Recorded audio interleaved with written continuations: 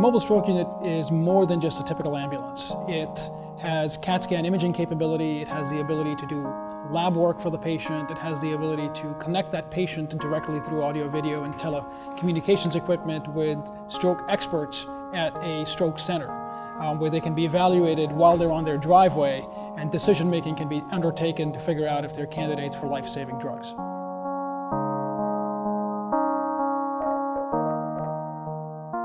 In fact, the first patient that we actually treated with IVTPA on the very first day that the mobile stroke unit rolled out was at the 911 center.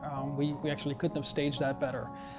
So when the unit was active, we actually got a call from the 911 center from a very astute paramedic at AMR who had noticed that this patient was having stroke-like symptoms, but it wasn't an anterior circulation stroke, it was a posterior circulation stroke, which can be very difficult to diagnose.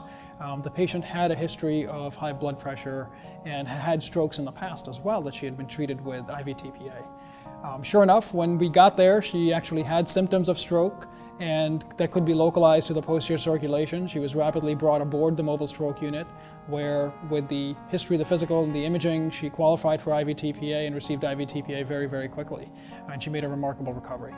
And it was the first day, and it happened to be a 911 center employee. So I think it was a very loud statement about the power of a unit like this, because we drove right up to the 911 center. We were able to treat the patient at the 911 center rather than a hospital.